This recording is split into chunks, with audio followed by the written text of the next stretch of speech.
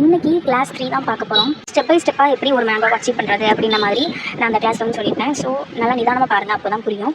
First வந்து நார்மலாக நம்ம எஸ் போடுவோம்ல, அது மாதிரி போட்டுட்டு நெக்ஸ்ட்டு அந்த எஸ்லையே லெஃப்ட் சைடில் இப்படி கொஞ்சம் கர்வியாக கொண்டு வந்து நம்ம ஸ்பைரல் போடுவோம்ல, அது மாதிரி ஸ்பைரல் வந்து போட்டோம்னா அதான் தேர்ட் ஸ்டெப். செகண்ட் ஸ்டெப்பில் வந்து கர்வியாக கொண்டு வந்து நிப்பாட்டிட்டு தேர்ட் ஸ்டெப்பில் வந்து அதே மாதிரி எஸ் போட்டு லெஃப்ட்டில் கொண்டு வந்து ஸ்பைரல் போட்டு ஜாயின் பண்ணிடுங்க. ஸோ இதான் வந்துட்டு ஃபஸ்ட் மேங்கோ. ஓகேவா? ஸ்டெப் என்ன அப்படின்னா அதே மாதிரி சி மாதிரி கொஞ்சம் ஷார்ப்பாக கொண்டு வந்து அண்ட் அதுலேருந்து மேலே வந்து கொஞ்சம் கர்வியாக ஷார்ப் ஏஜாக வந்து கொண்டு போகிறோம். ஸோ அதே தான் அதே செகண்ட் ஸ்டெப் என்னன்னா அதே மாதிரி எஸ் போட்டு அப்போ அதை நம்ம ஃபஸ்ட்டு எப்படி போட்டிருக்கோம் அதே மாதிரி போட்டு ஸ்பைரல் மட்டும் போடுறோம் செகண்ட் ஒனுக்கு. ஸோ நெக்ஸ்ட் மேங்கோ வந்துட்டு ரொம்பவே ஈஸி தான். அதே மாதிரி எஸ் போட்டு நம்ம இதில் ஒரு வாட்டி கவு இழுத்துக்கோமா சி மாதிரி, இதில் வந்து 2 வாட்டி இழுத்து அதுக்கப்புறமா ஷார்ப் ஏஜ் கொண்டு வந்திருக்கோம். ஸோ அவ்வளோதான் இது. அதனால தான் நான் இதுக்கு வந்து ஸ்டெப் பை ஸ்டெப் மென்ஷன் பண்ணல. ஸோ நெக்ஸ்ட் வந்து என்ன அப்படின்னா செகண்ட் ஸ்டெப்பு அதே எஸ் தான். எஸ் மிரர் எஃபெக்ட்டில் போட்ட மாதிரி போட்டுட்டு நம்ம அப்போ தான் லெஃப்ட்லேருந்து ஃபஸ்ட்டு மேங்கோ டிசைனுக்கு லெஃப்ட்லேருந்து கனெக்ட் பண்ணிப்போம், இது ரைட்லேருந்து கனெக்ட் பண்ண போகிறோம். அண்ட் தேர்ட் ஸ்டெப்பில் அதே மாதிரி போட்டுட்டு ஒரு ஸ்பைரல் போட போகிறோம். ஸோ இது மிரர் மேங்கோ.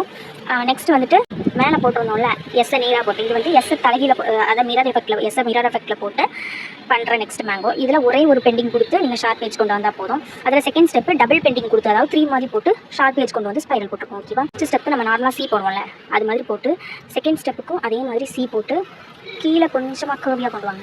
அதாவது எஸ்ஸை கொஞ்சம் குட்டியாக கீழே மட்டும் வரைஞ்சா அப்படி இருக்கும், அது மாதிரி கொண்டு வந்துட்டு நெக்ஸ்ட்டு கீழே இருந்து ஒரு ஸ்பைரல் மாதிரி ஒரு கர்வி லைன் ட்ரா பண்ணி சி மாதிரி ட்ரா பண்ணி அதை அப்படியே கனெக்ட் பண்ண போகிறோம். ஸோ இதான் வந்துட்டு இது ஒரு மேங்கோ.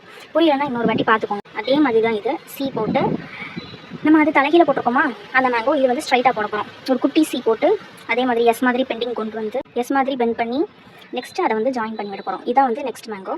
அண்ட் அடுத்தது நம்ம நார்மலாக ஃப்ளவர் பெட்டல் போடுவோம்ல சி மாதிரி, அது மாதிரி போட்டு ஒரு எஸ் மாதிரி பெண்டிங் கொண்டு வந்து போடுறோம். அதாவது ஒரே மேங்கோவை 3 டைப்பாக, இது அப் சைடு ஒரு டைப்பு, டவுன் சைடு ஒரு டைப்பு, அப்புறம் வெர்டிக்கலாக ஒரு டைப்பு, இப்படி வந்துட்டு போட்டுருக்கோம். நெக்ஸ்ட் வந்து 6 மாதிரி நம்ம கொட்டேஷன் அப்படின்னு கூட சொல்லலாம்.